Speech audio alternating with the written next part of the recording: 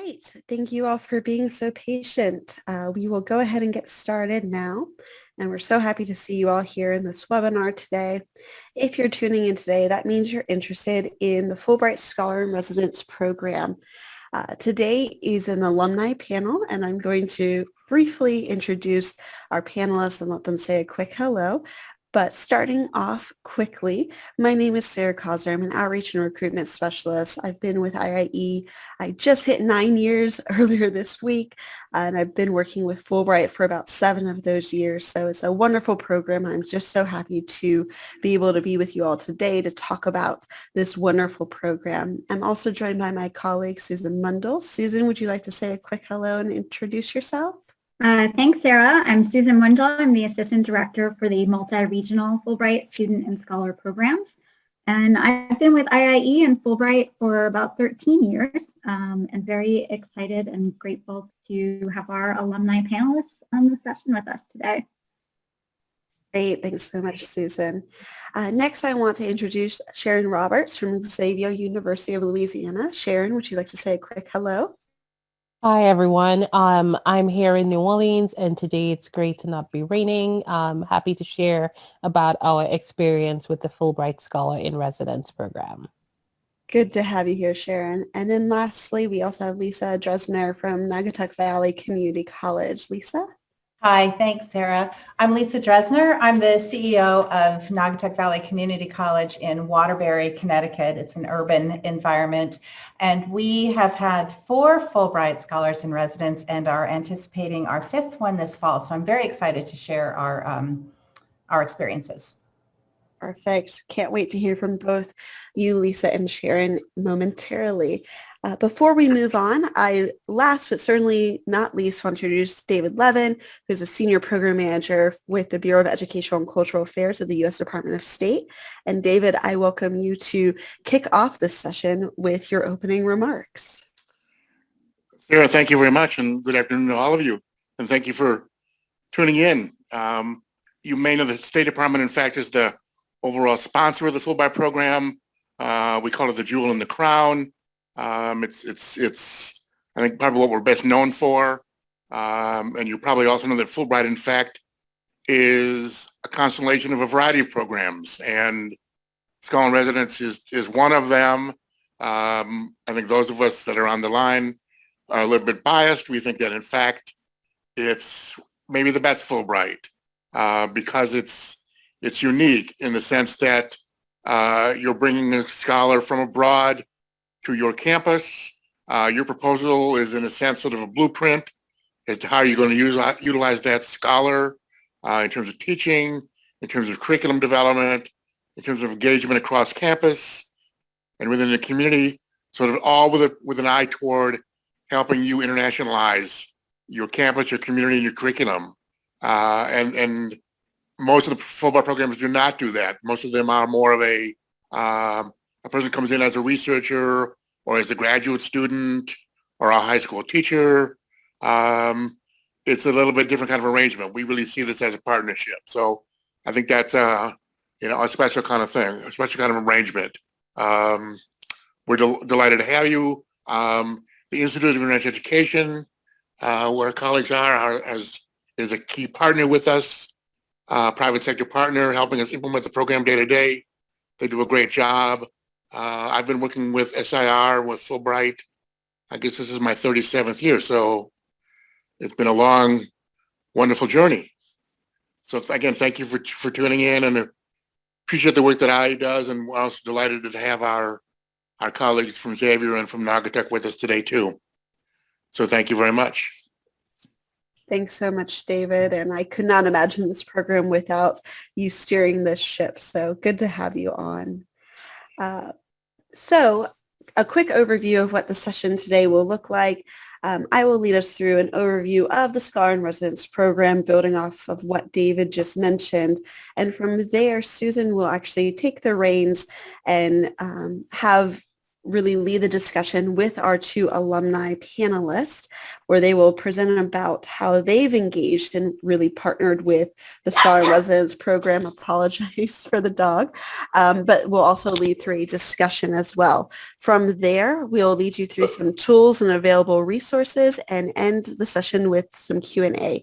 So if you have any questions throughout the duration of the session, please navigate to the Q&A box to drop them in. We might respond in live time, or we might hold some of those questions to the end where we can answer them live. So quickly diving into the program itself was established in 1946 by Congress. As David mentioned, it is the United States government's flagship international educational and cultural exchange program and is sponsored by the U.S. Department of State with funding provided by the U.S. government, and we had the fortunate privilege at IIE of administering this program. The program works in partnership with 160 countries worldwide. And as David mentioned, there's a huge breadth of what the Fulbright entails. We have opportunities for administrators, for professionals and faculty, for students of all different backgrounds, and we give them the opportunity to teach, study, conduct research, and the list really goes on from there. But what we're really diving in today is focusing on how your institutions can partner with Fulbright to bring a visiting scholar to your campus. The mission is also listed on the screen. It's very imperative that you keep this mission in mind as you apply for any Fulbright opportunity. It is to foster mutual understanding between nations, advance knowledge across communities, and improve lives around the world. Another thing that we always like to lead off with, and it's very important to all of us, is that diversity and inclusion is really at the forefront of this program. You can see the diversity and inclusion statement crafted by the Department of State listed on this screen. What we really want to impart is we want to ensure for any opportunity that we are, in addition to ensuring that the best and brightest are participating, we want to ensure that we are reflecting all societies within this program. So that is very much at the center of this program, as well as the rest of Fulbright. So quickly diving into the Scholar in Residence program, the program, what you will realize is different is the fact that it is driven by U.S. institutions. So you here in the U.S.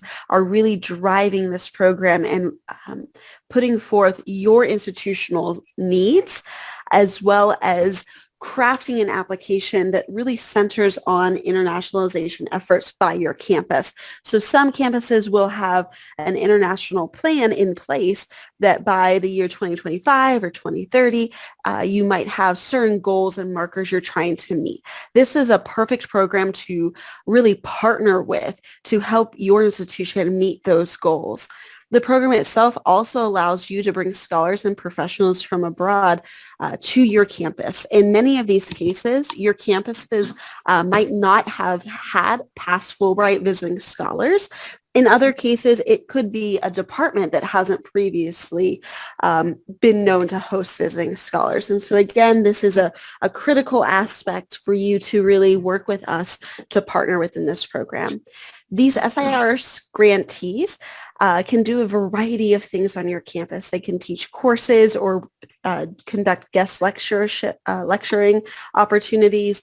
They might also assist in the curriculum development, or they might work with your international office and the overall senior leadership to internationalize the campus through developing study abroad or exchange partnerships. And then they also do provide that international perspective on campus. Another thing that's very unique to this program is it does allow you to engage with the local community on top of the campus. So you would be remiss not to think about those additional opportunities to really engage not only in that department on your campus, but really going outside those kind of campus boundaries to engage with the local community. With this program, you have the opportunity to name a scholar that you've previously engaged with, or you can work with us to request recruitment of a scholar in a discipline from a country of your choice. These scholars can come to your campus for a full academic year or one semester. The minimum requirement is 3 months. Maximum is to not exceed 10 months. Another thing for us that really sets this program apart is in addition to this program, at any given time, there's about 900 visiting scholars on campus. These scholars primarily are researching. So really, as I already emphasized earlier, what sets these scholar in residence apart is the fact that they are teaching. They might also conduct their own independent research, but really the goal and the heart of this program is that they are teaching these on your campus. And they really are all-stars that are really seen across the wider campus community rather than just being tucked away in a department. You can really utilize them to have a broad impact on the overall campus environment. With that, I believe, Susan, were you going to take over eligibility or would you? Great. Yep, I will. Just a few points to share.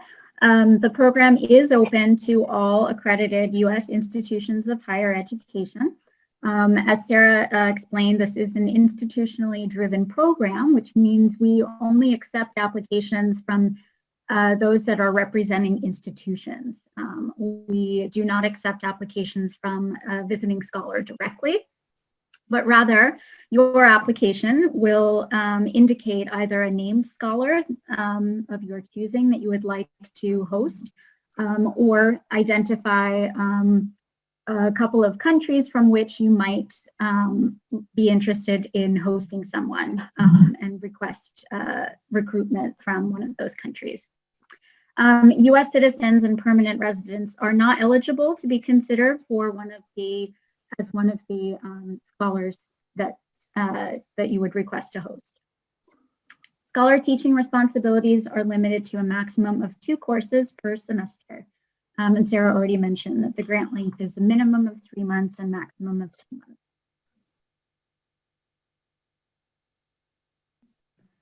Great, and with that, I would like to share that our alumni hosts today. We have Sharon Roberts from Xavier, who hosted a scholar from Haiti in the spring of 2019. We'll hear from Sharon first, and then we'll hear from Lisa, who did mention that Naugatuck has hosted 4 scholars, but today she's primarily going to share the experiences of hosting a Brazilian scholar in 2016-17 and a scholar from Burkina Faso in 2018-19. And today we're particularly interested in understanding the benefits that the scholar in residence can have on your campus community, both outside of the classroom, both on campus and off campus. So with that, I would like to turn it over to Sharon to tell us about her experiences. Hi, everyone. My name is Sharon Roberts, and I am an associate professor of mass communication at Xavier University in New Orleans. I am housed in the mass communication department, which is in our social and behavioral sciences division. And I also teach in our African American and African Diaspora Studies program. Recently this year, I took over as director of the honors program. So I want to share next about our visiting scholar in residence. So in 2019, we had the fortunate ability to host Professor Lionel Sanon with the State University of Haiti in Port-au-Prince. And we did struggle as an institution to initially get this placement, but it turned out to be a really great experience. Initially, the first scholar that we had from Haiti was unable to come. And after several referrals, we were able to recruit Professor Sanon to come. And we had a lot of support from the Fulbright Scholar in Residence program to continue to place a scholar with our university. So Professor Sanon was able to teach in over about 15 different classes. There was one course that he was tied to, and this is the course you're seeing him teaching here, which is a Latin America and the Caribbean course. This course was open to all students because it's a required course inside of our African American and Diaspora Studies program. And so in this course, we have students from possibly a wide spread of disciplines and majors, from future doctors to education workers, those going to law school, and those in the humanities and the fine arts. So next, we'll talk about a little bit about how we were able to sort of integrate Professor Sanan across our campus community and in our city. So firstly, as I described earlier, that we were able to have him connected to one specific course that all students can take, but he also rotated out and had full guest lectures in over a dozen courses that ranged from our hard sciences courses to our social sciences, our education courses. His background allowed him to teach in a wide range of areas. He was an education policy specialist, but he was also a linguist. And so he was able to teach courses on culture, policy, governance, in addition to post-disaster reconstruction courses that were really attractive to our science courses. So he guest lectured. We also had him do joint institutional courses. So he also did shared lectures at neighboring institutions like Tulane University, University of New Orleans, Dillard University, our neighboring HBCU, our community college, as well as Loyola. So he did visit other campuses nearby. And the best part was we were able to integrate him really nicely into the community. So you can see here that one of the good things is that we timed a lot of his community engagement to our city calendar. Before COVID, New Orleans has over 300 festivals a year, and a lot of those festivals have public programming. And so Professor Sanan participated and spoke to the broader community about connections between Haiti and New Orleans through multiple formats. So you see him at 2 radio stations at the bottom. Here he is towards Jazz Fest in the top right corner. There was a Jazz Fest panel with some visiting artists. There he is participating with the Haiti parade that was part of Mardi Gras that year that he came up, and with the New Orleans Film Society. He had a very robust schedule. So the next slide. So also, one of the interesting ways in which we got our sir to have a lasting community impact was that we paired him up with a few projects that allowed him to work with other organizations that may not have been institutional based. So here he is visiting the Whitney Plantation, and so he worked with the Whitney Plantation Scholar. The Whitney Plantation is one of the few plantations that are dedicated to telling the story of the experience from those of the enslaved. And so he collaborated with the Whitney Plantation on a project that they had working on. He was also featured in our mainstream paper. And here on the left is a student who's giving him from his class his birthday gift. The students were really shocked that he was 70 at the time and looked so good. So there they are recognizing him. So on the next slide, I want to share a little bit about some of the enduring relationships that we still have with Professor Sanan, that even through this COVID time and a lot of the lockdowns that didn't allow for Haiti to have a lot of traveling, we're still working with Professor Sanan since 2019. So the Neighborhood Story Project is a New Orleans community-based project that documents a lot of New Orleans histories from the perspective of community figures. And there's a joint project featuring Jacmel Haiti and New Orleans, of which Professor Sanan is going to be the translator for this book project. And so this project is going into production, and he did all of the translations for it. So that's one of the ongoing projects that we're working with him on. This year, one of our students was selected to be a Frederick Douglass Global Fellow. She is a African-American student of Haitian descent, and we were able to connect her with Professor Sanan because her area is education policy, and Professor Sanan is an education specialist.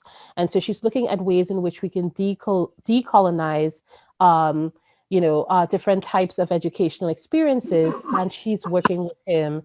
And because of her working with him, she was able to get this fellowship. So this was a direct connection between a past scholar in residence and ties still to our institution and how our students can continue to benefit from having a scholar in residence. And I always share this final feedback from a student who took Professor Sanon when he was here, and she said that that she took this class with Dr. Roberts and she found it interesting, and that she got to learn about the history of these countries, but also the effects of colonization and history in present time, and that they got to watch a lot of different concepts, but that the guest professor from Haiti was the ability for her to get firsthand insight of what it is like in a Caribbean nation.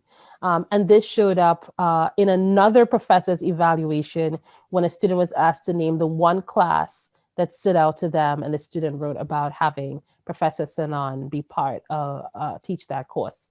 So those were some of the ways in which having our scholar in residence benefited our institution, and I'd be happy to take more questions about how we incorporated our scholar across our campus and community in the Q&A section at the end. Thank you. That's so great. Thank you so much. Okay, next up, Lisa, we'd love to hear the Naugatuck's experiences. Yeah, okay, thanks. So you can see by this slide that I've been at Naugatuck Valley Community College since 2015, and this is my third role here as the CEO. And in each of my roles, interesting, one as a division leader over liberal arts and behavior and social sciences, and then as the Dean of Academic Affairs, we had the two of our most recent Fulbright scholars. We are a public two-year university. We're in an urban setting. We serve about 6,000 students. What's important to know is our demographics. We are a Hispanic serving institution, so about 30% of our students are Hispanic, and we have about 10% African American. And one of the things that has made a huge difference is to have these most recent two scholars in residence reflect our student population. So that gives them a model of what they can strive for and what is possible. I would say that this whole experience, the most recent two that I've been part of, the word that comes to mind is transformative. It has transformed what happens at the school internally. It has strengthened our relationships with various partners, community partners, and most significantly, it has transformed students' lives, because our Fulbright scholars in residence each of them taught a course that fulfilled an aesthetic dimension for us, one of our general competencies. So our musician, who was from Brazil, a violinist, taught an intro to music. It was a sort of the history of music, but we framed his particular course around Latin American music. And then our dancer from Burkina Faso taught a course about the introduction to dance, or the history of dance, and it was framed completely, not completely, but primarily around the roots of African dance. And so students were exposed to very specific areas in those classes that were just real enlightening for them. It opened their eyes tremendously. Our scholars also participated a lot in all of our sort of daily activities. So they taught a course, but they also attended our departmental meetings, our all college meetings. They visited our first year experience seminar classes. We have an early childhood lab school on campus with in the different classes, we have about 45 children aged 18 months to 5 years, and they each participated in some way visiting with those our youngest students here on the campus through storytelling, through music, etc. Both contributed generously to our performing arts programs. Our Agibou Sanu from Burkina Faso fully choreographed a piece in which he included students and our dance club and our full-time dance professor. And that one piece was a 45-minute long piece, and it was tremendous. He pushed those students in ways that they hadn't expected and didn't think they could perform, and they did. And they were just, oh, I can't tell you how their expressions and how it made such a difference in their own personal growth. We also included, we were able to strengthen and enhance our curriculum because of the courses that we created specifically for them. And those courses have stayed in our catalog to be taught by others with experience and expertise. We also integrated our scholars into various initiatives that have grown on campus, and they contributed to their growth as well. So for example, in 2016, we had two initiatives right before our first, before Felipe Karam came, our musician. And one of those was an International Center for the Arts Festival, which we do every year. Now, we have a strong ESL program, so we've got about 51 countries represented at our college. And we featured our scholars in residence as sort of the centerpiece of that festival. And they not only performed, but they also held panel discussions, and Agibu brought in some drummers, which we helped to bring over as well to perform a drumming circle. And the drummers also participated in the dancing that was done. We have a Center for Racial Dialogue and Social Justice, and they did presentations on their countries and the kinds of issues and challenges that they're facing in their countries. And that kind of exposure expanded our students and our faculty and staff's worldview to get a better understanding, because we're always trying to encourage everybody to recognize that we all have different stories and histories that inform who we are, and that moves our efforts towards equity and diversity forward.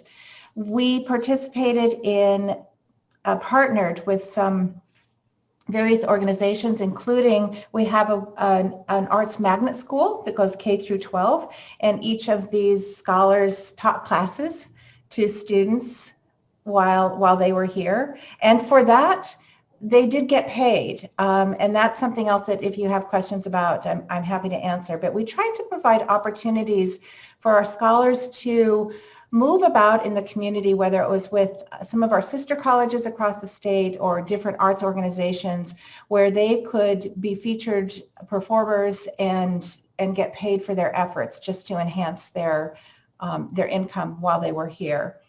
They also participated in workshops under the Fulbright Outreach Lecture Program. So that meant they got to travel to other places in the United States for 3 or 4 days and do a lecture series there. And that was a wonderful opportunity for them and helped them in their own scholarly and creative development. We tried to find the areas of organizations who might be having particular kinds of celebrations. So unlike New Orleans, that is rife with festivals and stuff all year long, we don't have that as much here. But for example, we have an arts organization that was celebrating their 10-year anniversary, and we were aware of that. So we made arrangements for our scholar to be featured at that particular event celebrating their 10-year anniversary.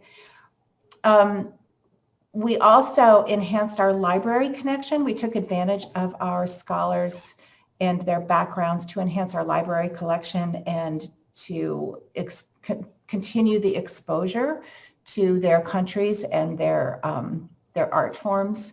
So that was just a really lovely thing that we could do for our students. And as an example, our Agibu, who you see up there on the slide now, because drumming was an integral part of his dance, we were able to purchase some drums that students could check out and learn drumming and drumming circles. And that was a really wonderful thing that we could do for our students that is long lasting.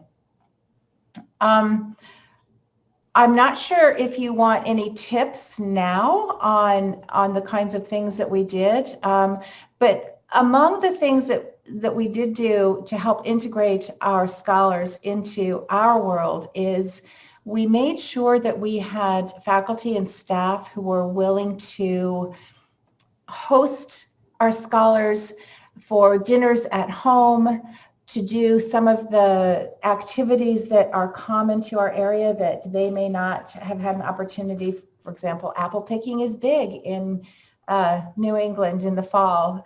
We also have a giant Labor Day parade in a nearby town that's the biggest in the state, and that kind of a parade is not the same that you would get at a Mardi Gras in Brazil or even in Burkina Faso, but it was like a hometown parade that was kind of fascinating for our scholars, and to introduce them to a Thanksgiving dinner with a family. So those were the kinds of opportunities we tried to provide for our scholars to make sure that they felt like they belonged with us as well.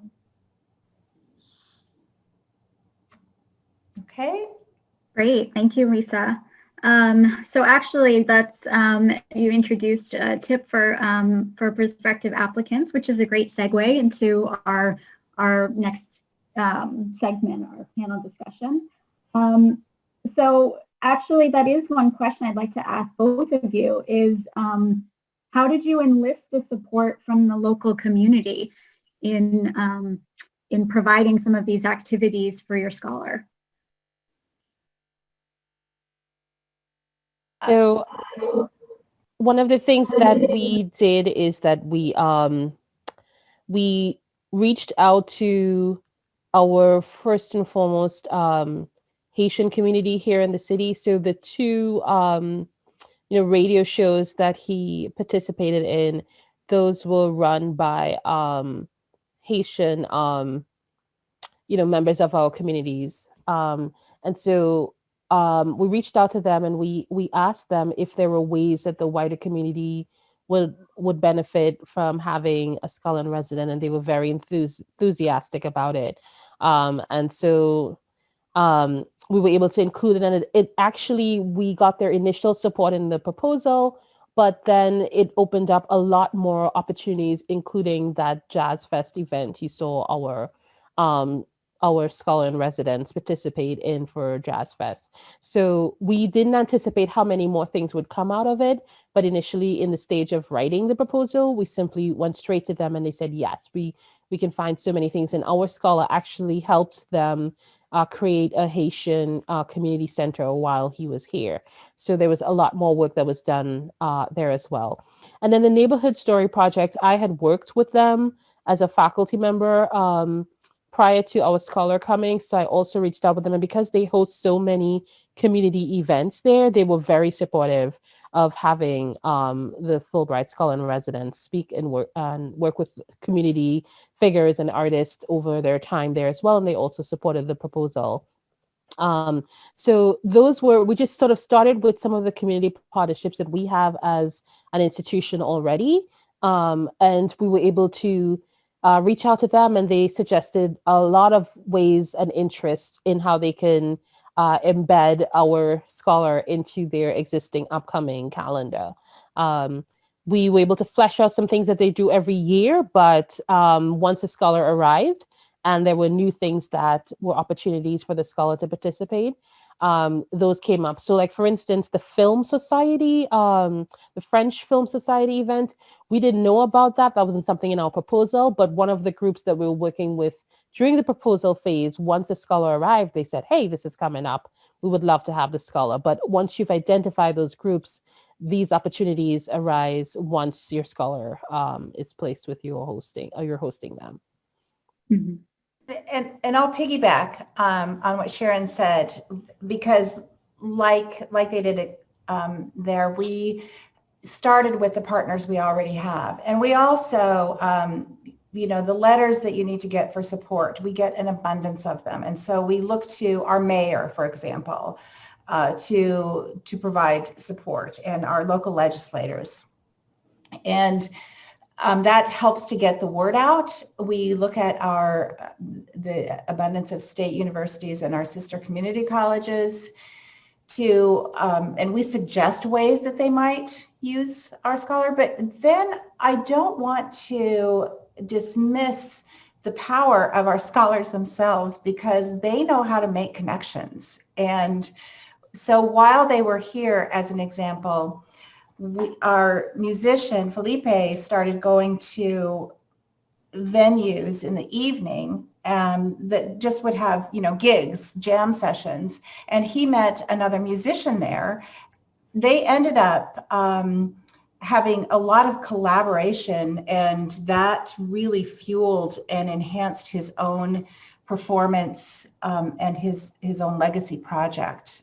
So he did that on his own, but we provided the opportunity to start getting him to those venues and showing him and letting him know where they were. That was serendipitous. And our Agibu, our dancer, learned of a connection with Connecticut Ballet, and he then worked with the Connecticut Ballet Company to choreograph a piece for them. And so once they're here, they also know how to start making connections, which is very helpful as well. Yeah.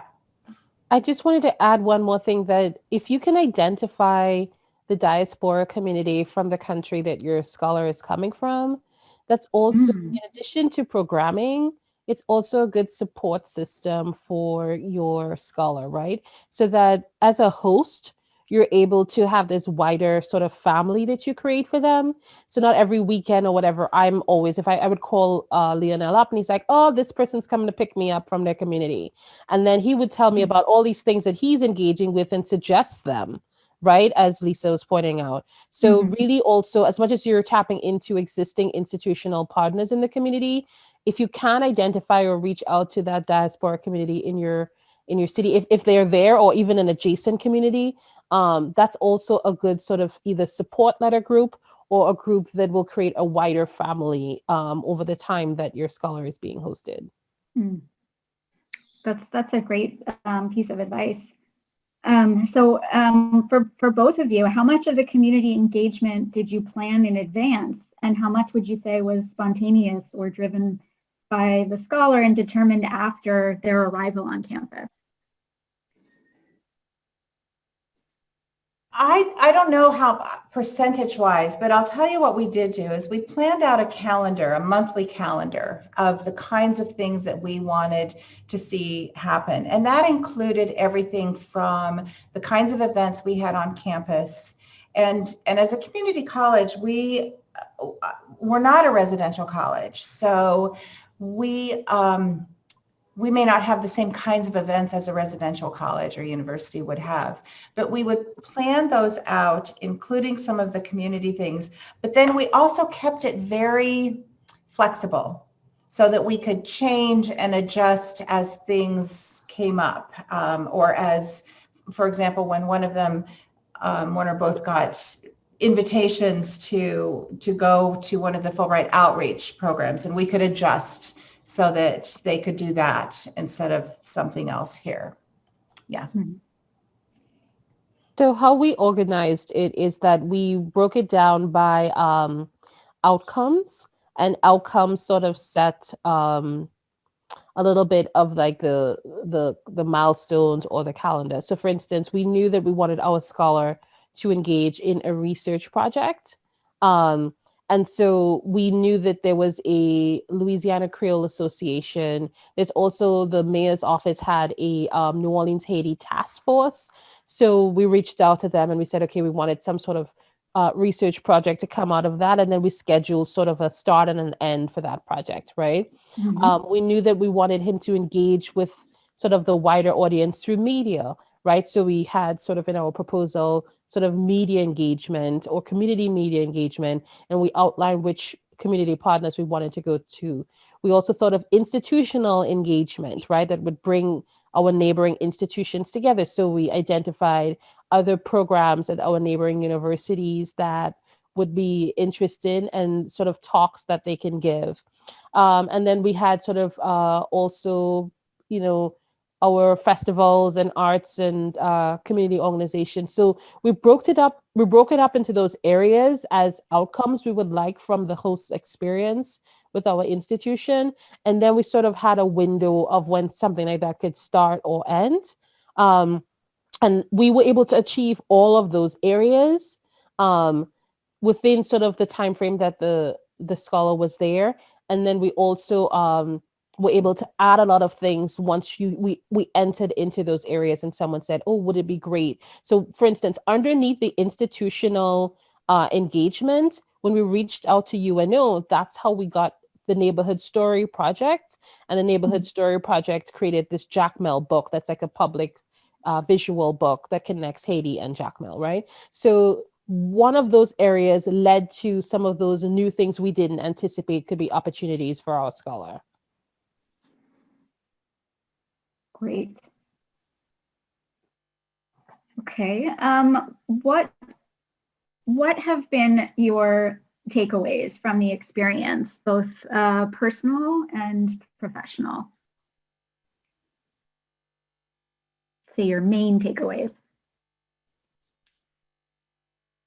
Well, I would just emphasize what I had said before. The personal takeaway was truly personal and professional academic growth for our students and faculty and staff. I mean, they have been transformative experiences. The widening the boundaries, understanding the different cultures, exposure to an art form in a different way. They've also certainly enhanced our curriculum and our programs. And I would say that, of course, personally, there have been lifelong friendships made. And I think that's important. I echo, Lisa, that our scholar is part of my extended family now. You know, my kids learned to speak Haitian Creole. I have small children under the age of 8, and every time they saw him, they would say "sac passe," and you know, he would talk to them. And you know, his wife was also able to come up through the program. So his family and my family are extremely close. We WhatsApp anytime there's anything going on in Haiti. In fact, there's a project that he and I are working on right now, and he's doing a lot of the work. We've co-presented research projects since his time in 2019. We continue to check in as sort of family, and I do recommend that.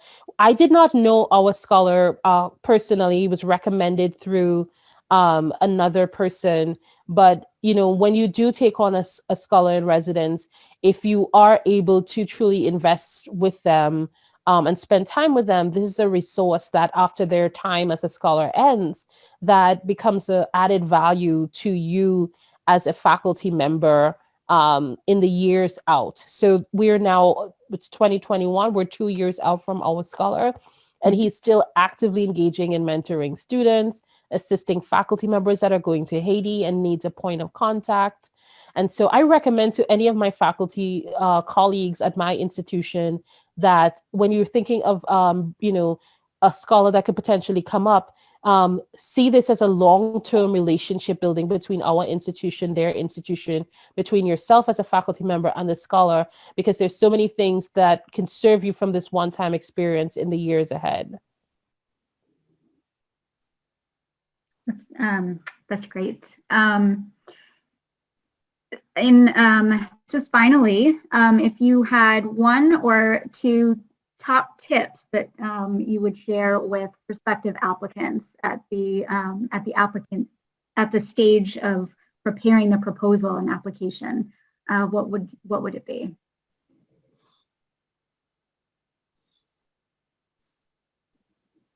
I would definitely say have a clear plan for what your scholar's teaching role would look like. Make sure that you have that fully discussed with your dean or with an academic affairs vice president. and that you know exactly, what that scholar's teaching load would look like. And if you plan to do sort of what a hybrid model, which is what we had, where the scholar had one class but was rotated across into other courses as well, make sure that you tap into a cohort of faculty members to set early ahead, potential lectures that can feature the scholar into it.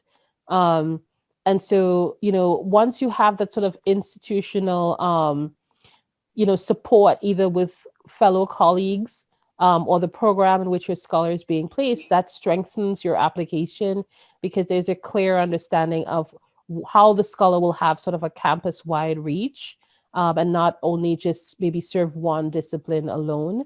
So that's one of the things that I think helped ours because we had a lot of institutional support for bringing in our scholar, but you want to make sure that there is at least a faculty member or two that can serve as sort of that point person for your scholar to make sure that they are maximized across your campus and community in a meaningful way, and that they're prepared for that commitment as well for the time that the scholar is there. Great. Yes, similarly to what Sharon has said, it's really getting that understanding what you plan to do with your scholar and how that scholar is going to fit into the life of your college. And where Sharon said, I know that Sharon, you said you were the main point person, and we have to have at least one main point person, but it's helpful to get more than one so that initially, especially, all of the sort of integration and personal attention that is really necessary to make sure that that scholar is part of a community, that it doesn't fall on just one person, that it's spread out. And what Sharon said about looking at that as an opportunity to really not just expand your boundaries, but to gain another, extend your own family is what it is. And so I think that that's very important in looking at the preparation for what this is going to be. Yeah. Great. Thank you. Thank you both so much. I'm going to turn it over back to Sarah to take us through if there are any questions that have come in from our audience for the panelists. Yes, we have two that I would love us to take some time and address before we move on. Great. The first is, did the applicant institutions know all of the community engagement at the time when they applied, or did some of the opportunities arise during the scholar's residency? If you can each address that. Yeah, I did not know of a good bit. I would say so maybe about a half of it was anticipated. We sort of projected that these were things that we could do, and we put those in a proposal based on our conversations with those community partners or institutional partners. But only when the scholar arrives, you know for sure that something's happening. So in your application proposal, your intent for, a potential list of community activities is sort of a projection, and some of those things you can say it is occurring. So and you have relationships with those organizations. But the other half of the things that our scholar did, those opportunities came up, when the scholar arrived and we started to begin the work of engaging the community. So, but for the purpose of the application, you will need to at least be able to identify, ways in which your scholar can be engaged in the community and demonstrate support for that. So that's how it worked out for us.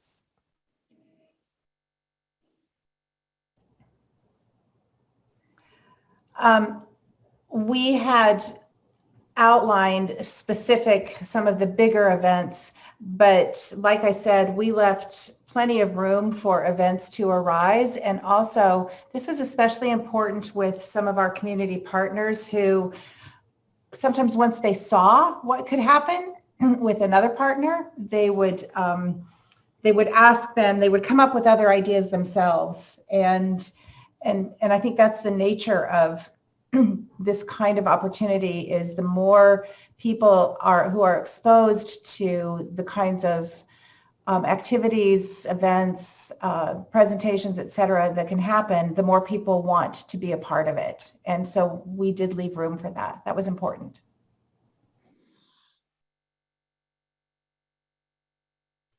Perfect. Thank you both so much for that.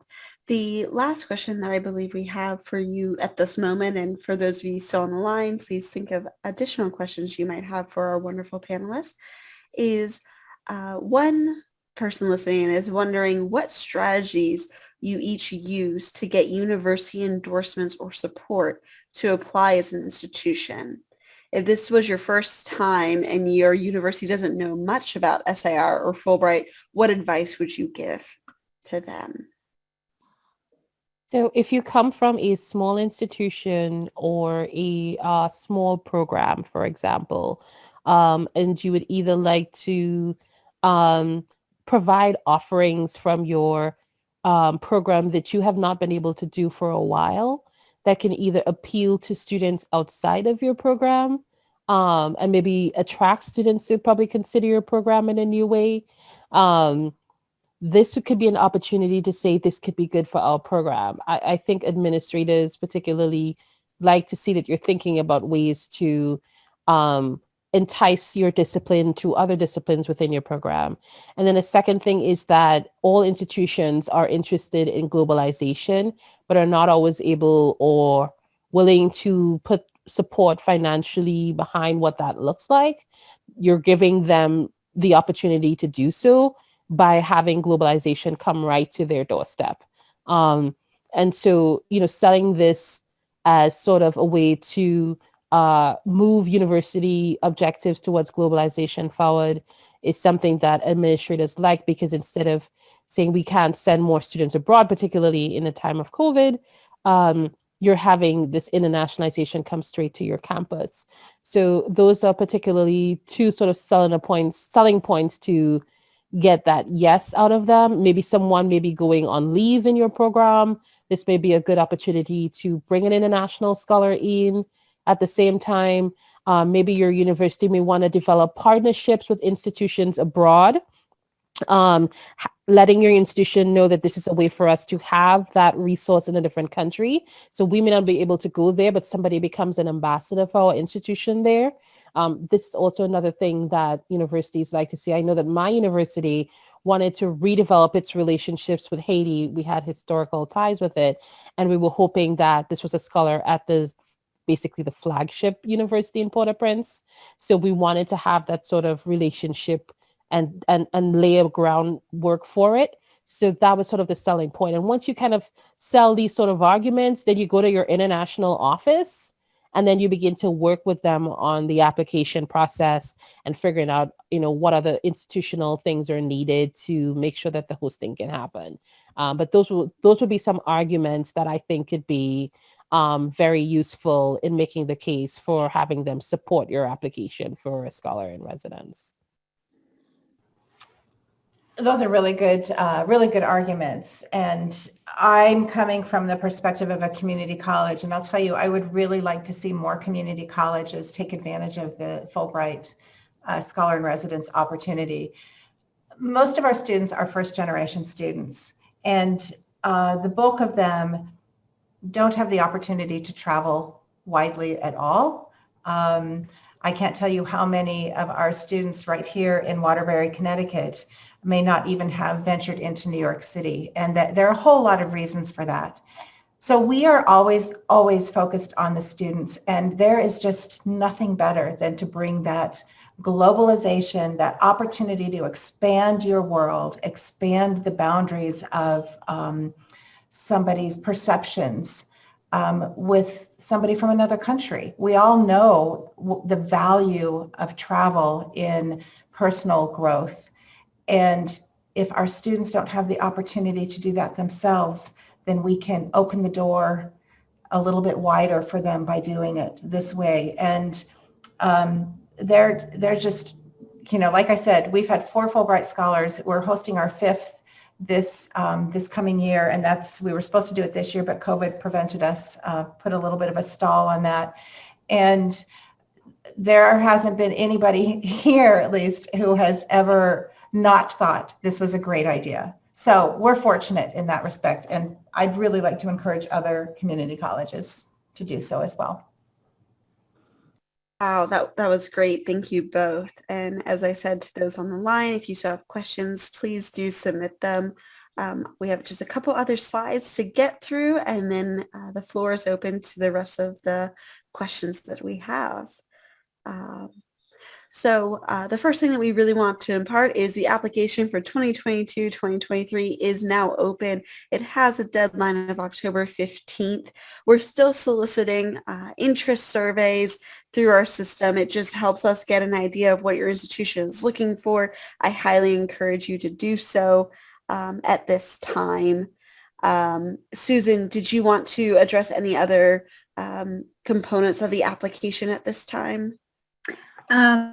I would also just like to mention that we will be going into greater detail, the application in our walkthrough later in June. But the contents are here. It's basic information about your institution, contacts, the academic program, and the community engagement piece as well. Institutional support, which is the space for collecting letters from your community that agrees to participate and help to sponsor the activities, some of that Lisa and Sharon have mentioned. Scholar profile is information about the individual scholar and a project statement, but we'll go into greater detail at an upcoming webinar. Perfect. The other component I just want to impart is, as I mentioned, we're currently in the stage of expressing interest, and we're about to then transition to really working with you to encourage you to really work on those proposals. All the advice that you received today and from our webinar a few weeks ago really does help you as you're trying to determine how your institution can utilize one of these SIR scholars on your campus. We will be wrapping up our webinar shortly and then transitioning into office hours, so keep an eye out for that. But as I already mentioned, the application will be due October 15th, and we will send reminders to you all as well. Our website is a key resource. We will put these links online. You can find everything online, but we do have a lot of great resources at your fingertips that I encourage you to utilize as you are able, and we really do look forward to partnering with you all. As Susan mentioned, we do have upcoming webinars, and to piggyback on what Lisa said, we would love to see more interest from community colleges and even minority serving institutions. So we do have a webinar geared towards those types of institutions later this month. But then next month, we will have that application walkthrough that Susan mentioned that we highly encourage you to tune in and listen to. With that ends us talking at all of you, but our email address is listed, and we can just quickly transition into a couple other questions with the interest of time. We know we're almost at our limit, and we want to respect that. Susan, we did get a question of how are potential SIR Scholar grantees vetted? Would you mind addressing that? I'm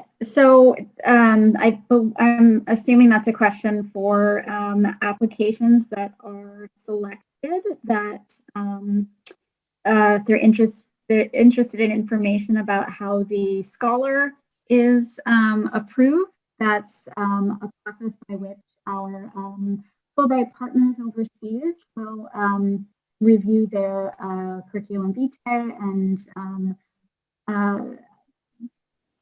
review their suitability for the program, and the final selection is made by our Foreign Fulbright Scholarship Board, which is a presidentially appointed board that David can share more information about. Perfect. Thank you so much. The next question is, if a scholar that an institution is looking at bringing is an artist but not an academic who normally teaches full courses, instead of teaching full courses, would it be sufficient enough for them to conduct workshops and guest lecture and do items in that component without single-handedly teaching a course on their own. Another thing we can talk about is the fact that they can also co-teach. That was part of the question. Susan, do you want to address any of those opportunities? Yes, co-teaching, guest lecturing, offering workshops, those are all suitable activities. And, Lisa had hosted 2 artists. So Lisa could probably share some more about how they actively involved the artist in the academic.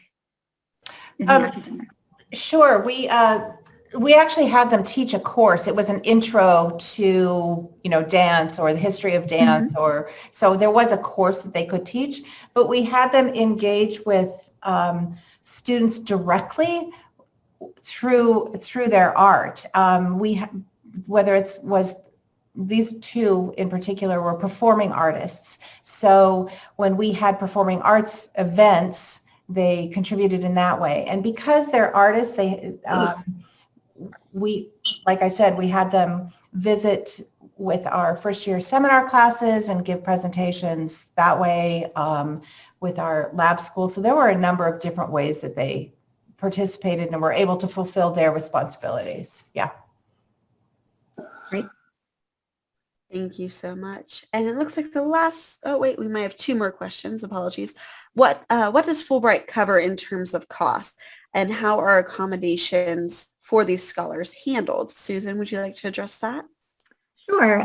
So the Fulbright Award provides a living stipend, which is set at depending on the geographic area, the location of the institution where they'll be hosted.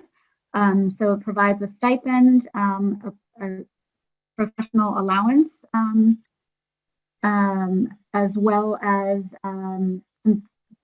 other allowances covering in-transit costs and materials allowance. And then also round trip travel for the scholar, as well as one dependent that accompanies them for at least 80% of their grant period. Housing is not provided specifically by Fulbright, but the stipend is intended to cover the living costs. For those that also bring dependents, there is a modest dependent allowance that's provided. Great, thank you. And then the last question, and David, I might actually ask this of you because I'm not sure if Susan and I have seen this, but have scholars historically participated in athletics as coaches on this program? It's a good question. I think typically not, but it certainly would be, I think that would be fine. I'm guessing it's kind of a part-time thing perhaps, or a volunteer thing. I don't know that you would actually bring them on as that being their assignment, because it is a scholar in residence assignment kind of thing. But I know, for example, we had a scholar who was here from Ireland and ended up teaching soccer to the students, and they engaged with the local soccer club and so forth. I've seen that happen a few times. So probably not as an actual assignment in SIR, but certainly it's an enhancing kind of thing for the scholar to be engaged with as part of their overall experience. Great. Thank you so much, David. That is all the questions we have. I know we went over by a few minutes, but first and foremost, I want to thank our panelists, Lisa and Sharon. Thank you so much for imparting all those wonderful pearls of wisdom that you did today. I also want to thank Susan and Natalie, my colleagues who are on the line helping out. And then certainly to you as well, David. Thank you for being here. David, did you have any other closing remarks before I pass it back to Susan? Well, I guess I would just say that when we talk about Fulbright, and sort of the underlying objective of Fulbright is mutual understanding between U.S. citizens and citizens from other countries. And I think from hearing from our alumni at Naugatuck and at Xavier, I think the kinds of things they did, engaging their scholars, really sort of epitomizes this whole notion of mutual understanding And I have to say, I was lucky enough to meet all three scholars while they were here. And you heard from them when you would talk with them, their perspective on how much they gained from this experience. And it really was a mutual kind of thing. And it's exactly what we hope happens with a program like this. So, I thought this was terrific, and congratulations to our alumni for the work they've done on their campuses and the kinds of things they did, engaging their scholars. Thank you so much. Thanks. And if anybody wants to email me or ask other questions, I'm happy to engage outside of this venue. So that would be fine. Oh, wonderful. Well, Susan, I will pass it to you to close us out. Thank you. That's hard to top. Thanks, David. Thank you, Sarah. Thanks to our panelists. And thank you to everyone who tuned in today. And good luck with the application.